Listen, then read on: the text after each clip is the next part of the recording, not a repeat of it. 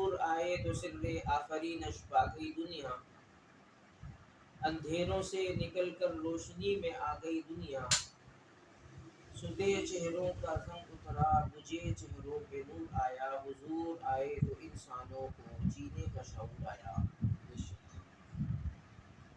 گرامی قدر محترم مکرم معزز سامعین، سننے والے بھائیوں بہنوں، عزیز مسلمانوں، دوستوں، ساتھیوں، بزرگوں،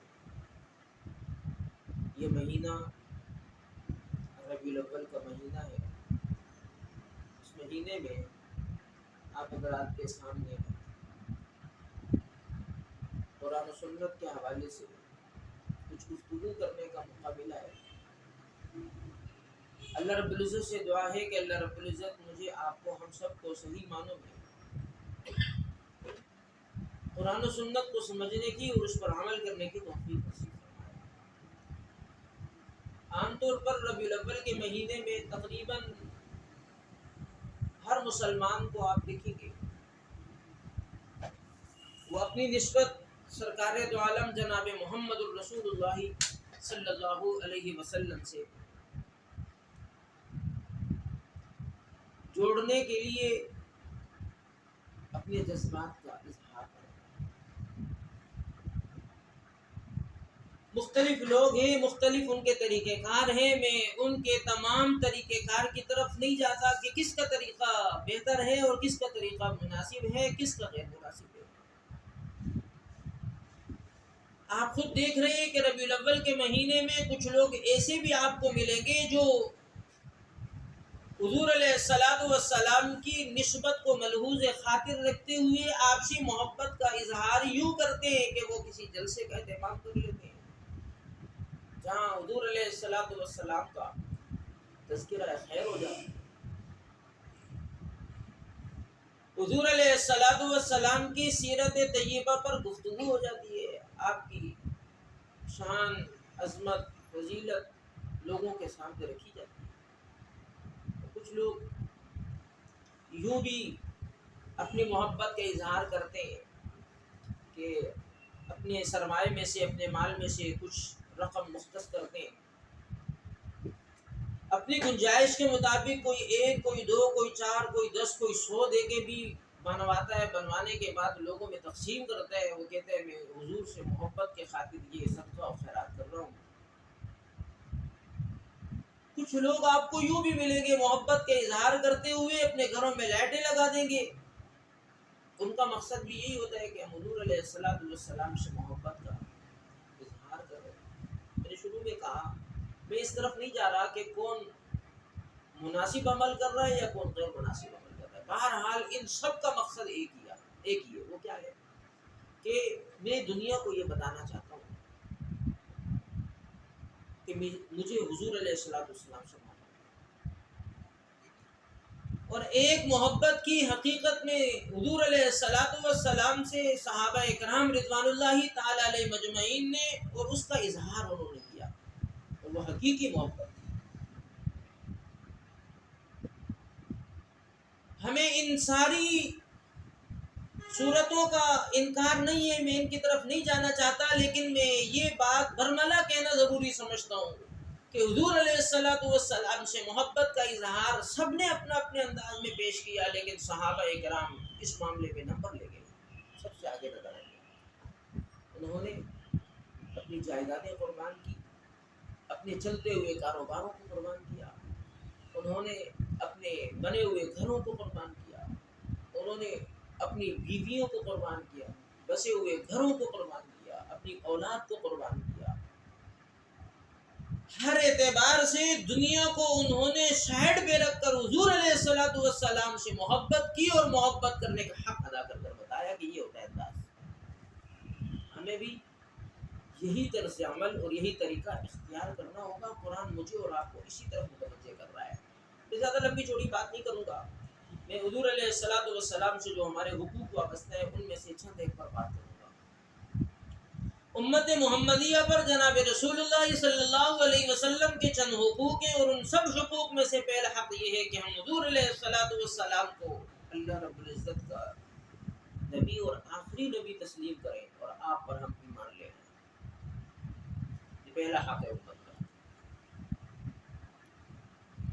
کہ ہم حضور علیہ السلام کے لائے ہوئے دین کی طرف متوجہ ہوں، اور آپ علیہ السلام جو پیغام، جو دین، جو شریعت، جو اللہ کی طرف سے اترنے والی وحی ہمیں پہنچا رہے ہیں، ہم اس کی طرف متوجہ ہوں اور اس کو سنیں اور اس پر ایمان لائیں اور اس کو سچائیں۔ یہ پہلا۔ اور دوسرا حق یہ ہے کہ ہم حضور علیہ السلام کا جب نام نامی اسم گرامی ہمارے سامنے آئے تو ہم حضور علیہ السلام کے نام کے ساتھ درود شریف کا اہتمام کریں۔ میں ربیع الاول کے مہینے میں عام طور پر جتنے پروگرامات میں مجھے بات کرنے کا موقع ملا، میں نے وہاں یہ حق بھی لازمی ذکر کیا کہ دیکھیے ربیع الاول کے مہینے میں مجھے اور آپ کو مسلمانوں کو حضور علیہ السلام کے اس حق کو کثرت کے ساتھ پورا کرنا چاہیے کہ ہم حضور علیہ السلام پر درود شریف کا اہتمام کریں۔ ایک مرتبہ درود شریف پڑھنے پر اللہ رب العزت مسلمان بندے کے 10 گناہ کو معاف کرتے ہیں، 10 مرتبہ اس کی طرف اپنی رحمتیں متوجہ فرماتے ہیں، تو 10 نیکیاں اس کو عطا فرماتے ہیں۔ اور پھر یہ مسلمان جہاں پر بھی بیٹھ کر درود شریف پڑھ رہا ہے، اس درود شریف کو فرشتے لیتے ہیں اور جا کر حضور کے روضے پر نام لے کر پہنچاتے ہیں کہ فلاں بن فلاں نے آپ کے لیے یہ تحفہ اور ہدیہ بھیجا ہے۔ ربیع الاول کا مہینہ چل رہا ہو، میری طرف سے، میرے گھر والوں کی طرف سے، میرے عزیز و اقارب کی طرف سے ایک وافر مقدار میں درود شریف کا ہدیہ اور تحفہ حضور کے روزے پہ جانا چاہیے۔ یہ میرا آپ سے میری اپیل بھی ہے اور گزارش بھی ہے۔ یہ حضور علیہ السلام کا حق ہے۔ بھائی ہمارے بزرگان دین اللہ والے درود شریف کے معاملے میں بہت آگے نظر آتے ہیں، لاکھوں کی تعداد میں روزانہ کے اعتبار سے درود شریف پڑھ رہے ہیں، دنیا جہاں کے کام بھی ان کے ہو رہے ہیں اور درود شریف بھی پڑھ رہے ہیں۔ تو ہم اپنی چھوٹی موٹی مصروفیات کا بہانہ بنا کر ہم اپنے آپ کو دھوکے میں مبتلا کر دیتے ہیں۔ ہم مصروف ہو گئے، درود شریف نہیں پڑھ رہے ہیں، ظلم زیادتی کی بات ہے۔ اللہ رب العزت اس درود شریف کی برکت سے ہمارے ساتھ کتنا اعزاز و اکرام والا معاملہ فرما رہے ہیں کہ آپ کے 10 گناہ معاف ہو رہے ہیں، آپ کی طرف اللہ رب العزت 10 رحمتیں برسا رہے ہیں، اور آپ کے نام اعمال میں 10 نیکیاں آپ کو مل رہی ہیں، اور اس سے بڑھ کر آپ کا تذکرہ حضور کے روضے میں ہو رہا ہے اور فرشتے کرنے جا رہے ہیں۔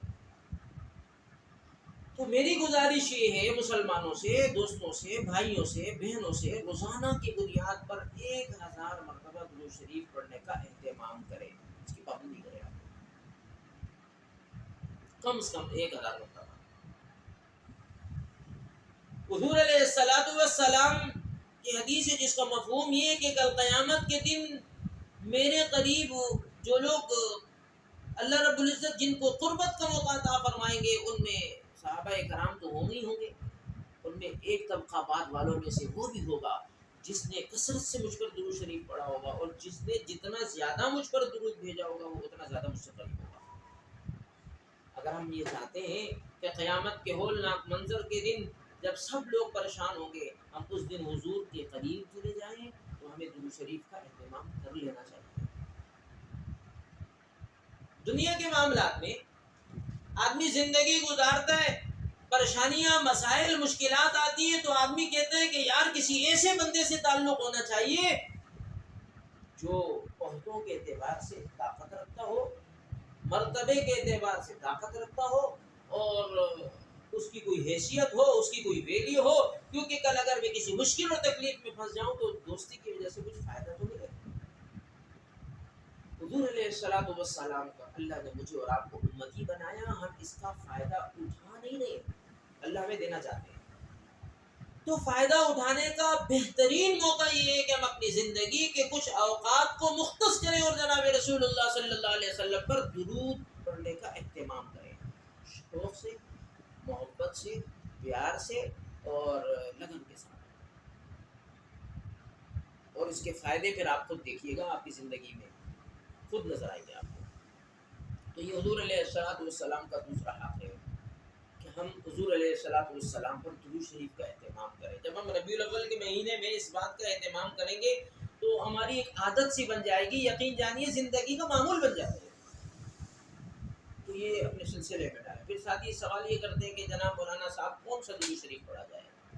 تو لیجیے، حضور علیہ الصلوۃ والسلام سے صحابہ پوچھ رہے ہیں کہ ہمیں درود بتائیے۔ احادیث میں مذکور ہے، حضرت عبداللہ ابن مسعود رضی اللہ تعالیٰ عنہ فرماتے ہیں حضور علیہ الصلوۃ والسلام سے ہم نے پوچھا تو آپ نے ہمیں بتایا وہ درود شریف جو ہم نماز میں پڑھتے ہیں، درود ابراہیمی۔ سب کو یاد ہے الحمدللہ۔ آپ 1000 مرتبہ درود ابراہیمی کا اہتمام کریں گے تو سونے پر سہاگا ہوگا، اس لیے کہ یہ وہ درود ہے جو حضور علیہ الصلوۃ والسلام کا بتایا ہوا ہے، وہ الفاظ ہیں جو حضور نے صحابہ کو سکھائے ہوئے، صحابہ نے امت کو بتائے۔ اور اگر آپ درود ابراہیمی نہیں پڑھ پا رہے ہیں تو صلی اللہ علیہ وسلم بھی مکمل درود شریف ہے۔ میرا خیال میں آپ تسبیح لے کر بیٹھیں، صلی اللہ علیہ وسلم 1000 مرتبہ پڑھنا چاہیں تو میرا خیال سے 15 منٹ کے طرح آرام سے پڑھ لیں گے، اس سے زیادہ ٹائم نہیں لگے گا آپ کو۔ آپ گھڑی دیکھ کر ٹائم لگائیں اور آپ اندازہ لگائیں۔ اور میں تو اور آسان اگر آپ کو بتاؤں، ہم بعض دفعہ صبح نکلتے ہیں اپنے آفس کی طرف یا کام کاج کی طرف، گھر سے روانہ ہوتے ہیں تو بھائی راستے میں ہم درود شریف کا اہتمام کرتے چلے جائیں۔ بھائی بائک چلا رہا ہے بندہ، درود شریف پڑھتا چلا جائے، گاڑی چلا رہا ہے درود شریف پڑھتا چلا جائے، آفس پہنچے گا، اگر آدھا گھنٹہ اسے سفر کیا یقین جانیے 1000 نہیں 2000 درود شریف بھی مکمل ہو جائے گا۔ بہت آسان ہے۔ اگر آدمی دکان میں بیٹھا ہوا ہے اور اپنے تجارت کے معاملے میں مصروف ہے، ہر وقت تو گراہک آتے نہیں ہیں، جب گراہک نہیں آ رہے ہیں، مصروف نہیں ہے، سامان اور کام کاج میں نہیں لگا ہوا، فارغ بیٹھا ہوا ہے، درود شریف کا اہتمام کر لیں۔ بھائی اگر 15 منٹ آپ لگا دیں تقریباً 1000 مرتبہ درود شریف آسانی سے پڑھ لیں گے۔ میں نے یہ ایک مثال دی ہے آپ حضرات کو، ورنہ آپ اس کو جس طرح بھی اپنی زندگی میں شامل کرنا چاہیں درود شریف کو تو آپ شامل کر سکتے ہیں۔ ہم اور آپ جتنا شامل کریں گے ہماری زندگی اتنی معطر بنتی چلی جائے گی اور ہمیں حضور علیہ الصلوۃ والسلام کا قرب بھی نصیب ہوگا۔ اور آخری اور میں ایک تیسرا حق حضور علیہ الصلوۃ والسلام کا آپ کے سامنے رکھتا ہوں اور بات کو ختم کرتا ہوں۔ تیسرا حق کیا ہے کہ جناب رسول اللہ صلی اللہ علیہ وسلم کی زندگی کی اتباع کرنا۔ قرآن کریم میں اللہ تعالیٰ فرماتے ہیں قل ان کنتم تحبون اللہ فاتبعونی یحببکم اللہ ویغفر لکم ذنوبکم۔ یہ تیسرا حق قرآن کریم میں جا بجا بار بار بیان کیا جا رہا ہے۔ اللہ اس کی طرف متوجہ کر رہے ہیں کہ اللہ رب العزت مجھے اور آپ کو متوجہ فرما رہے ہیں کس کی طرف؟ کہ میرے حبیب جناب محمد الرسول اللہ صلی اللہ علیہ وسلم کی اتباع کی جائے۔ اور اللہ فرما رہے دیکھو تم جو حضور کی اتباع کر رہے ہو وہ دراصل میری اتباع ہے، جو حضور کی اطاعت کر رہے ہو دراصل میری اطاعت ہے۔ اور اس کے دو فائدے اس آیت میں بتائیں۔ پہلا فائدہ یہ ہے قل ان کنتم تحبون اللہ فاتبعونی یحببکم اللہ ویغفر لکم ذنوبکم۔ پہلا فائدہ یہ بتایا جا رہا ہے کہ تم اگر اللہ کی محبت چاہتے ہو تو حضور کی اتباع اور تابعداری میں لگ جاؤ۔ معلوم ہی ہوا حضور علیہ الصلوۃ والسلام کی تابعداری سے اللہ کی محبت ملے گی۔ میں اور آپ چاہتے ہیں کہ ہمیں اللہ کی محبت نصیب ہو اور اللہ ہم سے محبت کرنے لگ جائیں، اور اللہ جس سے محبت کریں گے تو یقین جانیے اللہ اس کو جنت میں داخل فرمائیں گے، جنت کی نعمتوں میں داخل فرمائیں گے۔ اور یہ ہمارا اصل مسئلہ ہے۔ جب ہم سمجھتے ہیں کہ ہمارا اصلی مسئلہ ہے کہ اللہ ہم سے محبت کرنے والے بن جائیں تو بھائی ہمیں اس کے لیے لازمی ہے کہ حضور علیہ الصلوۃ والسلام کی سیرت طیبہ کی اتباع کرنے والے بن جائیں، تابعداری کرنے والے بن جائیں، فرما برداری کرنے والے بن جائیں۔ میں آسان الفاظ میں کہتا ہوں حضور علیہ الصلوۃ والسلام کی نقل اتارنے والے بن جائیں۔ دوسرا فائدہ اس کا کیا ہوگا؟ حضور علیہ الصلوۃ والسلام کی اطاعت کا۔ اللہ فرماتے ہیں قل ان کنتم تحبون اللہ فاتبعونی یحببکم اللہ ویغفر لکم ذنوبکم۔ تمہارے گناہوں کو اللہ معاف فرمائے گا۔ یہ حضور کی تابعداری کا دوسرا فائدہ ہے کہ اللہ ہمارے گناہوں کو معاف فرمائیں گے۔ کتنے ہم گناہ گار ہیں، صبح سے لے کر شام تک سراپا ہم گناہ کر رہے ہیں، ہمارا وجود ہی گناہ گار ہے، انسان کمزور ہے، خطا کار ہے، اللہ رب العزت کو وقتاً فوقتاً ہم ناراض کر رہے ہیں۔ بھائی اس کا آسان حل یہ ہے ہم حضور کی اطاعت کی طرف متوجہ ہو جائیں، اللہ ہمارے گناہوں کو معاف فرما دیں گے۔ قرآن میں اعلان کر رہا ہے، کوئی معمولی بات تو نہیں ہے، مضبوط پکی اور انتہائی پکی بات ہے۔ بھائی حضور علیہ السلام کی اطاعت کن کن چیزوں میں کرنی ہے؟ عبادات میں تو کرنی ہے بھائی، معاملات میں بھی کرنی ہے، تجارت میں بھی کرنی ہے، خوشیوں میں بھی کرنی ہے، غمیوں میں بھی کرنی ہے۔ ہمارے استاد محترم حضرت علامہ علی شریعت شہید نور اللہ عمر قدم ایک بات فرمایا کرتے تھے، فرماتے تھے کہ دیکھ بھائی، اپنے وجود پر سر سے لے کر پاؤں تک 6 فٹ کا وجود ہے نا، جہاں حضور کی سنتوں کو نافذ کر لے، جب اللہ تجھے توفیق دے، ملک میں تو ملک میں نافذ کر، علاقے میں تو علاقے میں نافذ کر، آبادی میں تو آبادی میں نافذ کر، خاندان میں توفیق دے تو خاندان میں نافذ، جتنی استطاعت اور طاقت ملتی چلی جائے حضور علیہ السلام کی اطاعت کو نافذ کرتے چلے جاؤ۔ تو ہم اپنے وجود پر اس کی ابتدا کریں۔ ہم لوگ حضور علیہ السلام کی سیرت سے بالکل دور ہیں۔ میں اس کے لیے ربیع الاول کے مہینے میں عام طور پر پروگراموں میں ایک بات اور بھی کر رہا ہوں، تو یہ کہہ رہا ہوں کہ دیکھو بھائی، ہم دنیا جہانوں کے معاملات کے اوپر اپنا وقت برباد کرتے ہیں۔ حضور علیہ السلام کی سیرت طیبہ پر لکھی جانے والی ان گنت لاتعداد کتابوں میں سے کسی ایک کتاب کا انتخاب کریں، اور ایک کتاب کا انتخاب کر کر ہم اس کو اپنے مطالعے میں لے آئیں، اس سے ہمیں بے پناہ فائدہ ہوگا۔ بھائی حضور کی نقل اتارنی ہے، تابعداری کرنی ہے، فرما برداری کرنی ہے، تو اس کی عام مثال دے رہا ہوں۔ ہمارے معاشرے میں جو ہم لوگوں نے چھوڑ دی ہے، لباس کی بات آتی ہے، مردوں کو حکم حضور علیہ السلام نے یہ دیا، بھائی تم شلوار اگر پہنتے ہو تو ٹخنے سے اوپر رکھو۔ عورتوں کو حکم دیا ہے، شلوار اگر پہنتے ہو تو ٹخنوں سے، عورتیں اگر پہنتی ہے تو وہ نیچے رکھیں۔ شلوار ہے، پاجامہ ہے، کوئی بھی اس جگہ پر آپ پہن رہے ہیں، لباس کا حصہ ہے، اس کو آپ نے، مردوں کے لیے حکم یہ ہے کہ ٹخنے سے اوپر رکھیں، اور عورتوں کو حکم یہ ہے کہ وہ ٹخنوں سے نیچے رکھیں۔ آپ معاشرے کا رخ کریں اور آپ جائزہ لیں اپنا اور اپنے متعلقین کا، اپنے ارد گرد کا۔ ہمارے یہاں معاشرہ الٹا چل رہا ہے۔ عورتوں کو آپ دیکھیں گے تو ان کی شلواریں ٹخنوں سے اوپر اور آدھی پنڈلی تک دراز کرتی ہوئی اوپر نکلتی چلی جا رہی ہے، اور مردوں کو آپ دیکھیں گے تو ان کی شلواریں ٹخنوں سے نیچے ہوتی ہوئی چپلوں کے نیچے گھستی چلی جا رہی ہے۔ سنت کے خلاف ہے، حضور کی زندگی کے خلاف ہے۔ ہم اطاعت کی طرف نہیں جا رہے، فرمان برداری کی طرف جا رہے ہیں۔ لباس پہننے کی باری آتی ہے تو سنت یہ کہ حضور جب قمیض یا شلوار پہنا کرتے تھے، پہلے دایاں ہاتھ آستین میں ڈالتے تھے، پہلے دایاں پاؤں شلوار میں ڈالتے تھے کہ ہم سب نے کپڑے پہننے ہی ہوتے ہیں، ہم اس چیز کو لاگو کریں اپنے اوپر، اپنی زندگی میں اس چیز کو ڈھالیں کہ پہلے سیدھا ہاتھ قمیض میں، بنیان میں، آستین میں، یہ شرٹ میں پہلے سیدھا ہاتھ ڈال دیں، اتارنے کے وقت جب ہماری باری آئے تو ہم پہلے الٹا ہاتھ باہر نکال لیں گے۔ حضور کی سنت ہے، شلوار کا بھی یہی طریقہ کار ہے۔ بھائی حضور کی سنتوں کو عملی طور پر ہم لانے والے بن جائیں۔ اسی طرح عام طور پر معمولات میں ہم لوگ بال رکھتے ہیں، بال انسان نے لاتی بات رکھنے ہیں۔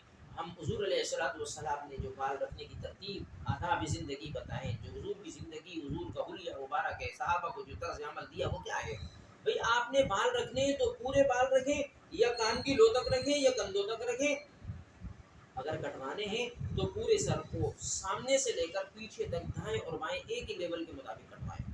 یہ سنتی حضور کی زندگی ہے۔ آپ اپنے معاشرے کی طرف ذرا ہم رخ کرتے ہیں، آپ نائی کے پاس چلے جائیں، نائی کے پاس بڑے بڑے ہیئر اسٹائل کے ڈیزائن لگے ہوں گے، انہیں اب سارے ڈیزائنوں کو دیکھتے ہیں، ایک ڈیزائن بھی سنت کے مطابق نہیں ملے گا، بلکہ ہمارے نائی سنت کے مطابق بال کی کٹنگ جانتے ہی نہیں ہے۔ میں کئی مرتبہ نائی کے پاس گیا، میں نے کہا بھائی یہاں سے لے کر آپ نے یہاں تک برابر بال کاٹنے ہیں۔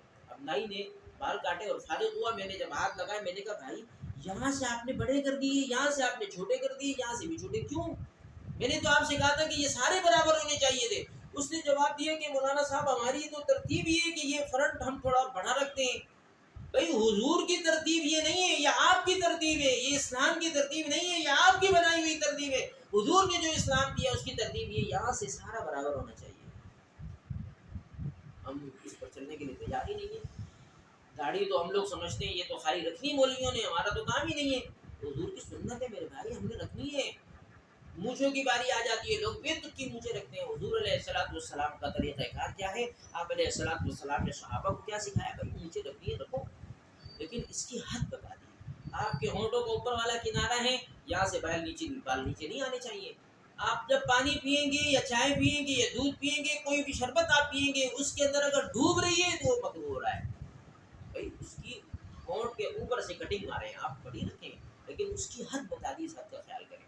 ورنہ حضور علیہ السلام عام طور پر مونچھیں تراشتے تھے، داڑھی کو بڑا رکھتے تھے۔ حضور علیہ السلام کی وہ سنتیں جو آج ہماری زندگیوں سے نکل چکی ہیں اور ہم نے ان کو زندہ کرنا ہے. ہم اپنی خواتین کو بتائیں کہ ہماری شلوار خواتین کی ٹخنوں سے نیچے ہونی چاہیے, ہمارے مردوں کی شلوار جو ہے وہ ٹخنوں سے اوپر ہماری ہونی چاہیے. یہ حضور کی زندگی ہے. آج آپ کسی پروگرام میں چلے جائیں, اب مرد حضرات کی اگر شلوار ٹخنوں سے اوپر ہوگی لوگ آنکھیں اٹھا اٹھا کے دیکھیں گے جیسے لباس پہن کے آ رہا ہے. یہ حضور کا بتایا ہوا لباس پہن کے آ رہا ہے.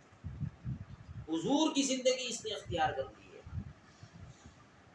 تو یہ میں نے معمولی سی باتیں آپ حضرات کے سامنے رکھی ہیں. روزمرہ کی زندگی کی سنتیں ہم دیکھیں. عام طور پر ہم گھر میں داخل ہوتے ہیں, دروازہ کھٹکھٹاتے ہیں. دروازہ کھٹکھٹانے کے بعد ہم سے اندر سے سوال ہوتا ہے, پوچھنے والی بیوی بھی ہوتی ہے, بچے بھی ہوتے ہیں, بھئی آپ کون ہیں؟ میں آگے سے جواب دیتا ہوں, میں ہوں فروخت. یہ کوئی آدھار ہے؟ حضور علیہ السلام کی سنت اور آپ کا طرز عمل کیا تھا؟ آپ اپنا نام بتاتے تھے, محمد.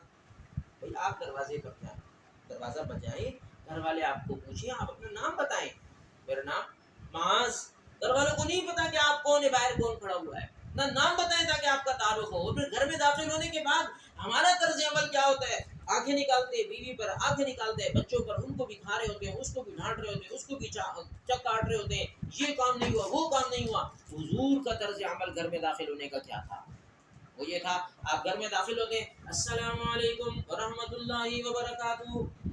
ہم اس سنت سے نکل چکے ہیں. ہم نے سنت پر واپس آنا ہے. ہم نے اپنے گھر کے ماحول کو ایسا بنانا ہے. جب ہم گھروں میں داخل ہوں گے, یہ سلام کرتے ہوئے داخل ہوں گے, السلام علیکم ورحمۃ اللہ وبرکاتہ. 3 فائدے ہوں گے. ہم دعا دے رہے ہیں اپنے گھر والوں کو, سلامتی ہو آپ کے اوپر, اللہ کی رحمتیں برسیں آپ پر, اللہ کی طرف سے برکتیں نازل ہو آپ پر. کس کو دعا دے رہے ہو؟ بیوی کو دے رہے ہو, بچوں کو دے رہے ہو, اپنے گھر والوں کو دے رہے ہو. ہم اس کی عادت بنا لیں. آج ہم نے عادت چھوڑ دی ہے, اسی لیے گھر ہم نے جہنم بنایا ہوا ہے. تو بھائی سلام کرنے کی عادت ڈالیں اپنے گھر والوں کو بھی. آدمی کہتے ہیں یار وہ تو چھوٹے ہیں, میں ان کو کیسے سلام کروں؟ سنت یہ ہے کہ آپ گھر میں داخل ہوئے تو آپ سلام کریں. اور سلام تو دعا ہے. آپ دعا دیں گے اپنے گھر والوں کو تو یہ بہت بڑا تحفہ ان کے لیے لے کے آ رہے ہیں, بہت بڑا ہدیہ ان کے لیے لے کے آ رہے ہیں. آپ ان کو سلامتی کی دعائیں دے رہے ہیں, ان کو اللہ تعالیٰ کی رحمت کی دعائیں دے رہے ہیں, ان کو اللہ تعالیٰ کی طرف سے ملنے والی برکتوں کی طرف آپ متوجہ کر رہے ہیں, دعائیں دے رہے ہیں. تو سلام کی عادت ہمیں عام طور پر اپنے گھر میں داخل ہوتے ہوئے ڈالنی چاہیے. چند موٹی سنتیں روزمرہ کی ہمارے معمولات سے جو نکل چکی ہیں. ربیع الاول کا مہینہ مجھے اور آپ کو متوجہ کر رہا ہے کہ ہم اپنی زندگی میں ان سنتوں کو واپس لے کے آئیں اور حضور علیہ السلام کی سنتوں سے اپنی زندگی کو مزین کریں اور معطر کریں. اس کی برکت سے ہمارے گھروں میں برکتیں پیدا ہوں گی. اللہ رب العزت مجھے اور آپ کو, ہم سب کو ربیع الاول کے اس مہینے میں حضور علیہ السلام سے قابل محبت اور آپ علیہ السلام پر کثرت سے درود شریف پڑھنے کا اور آپ علیہ السلام کی قابل اتباع کی. اللہ رب العزت مجھے اور ہم سب کو اللہ اس کی توفیق نصیب فرمائے. وآخر دعوانا الحمدللہ.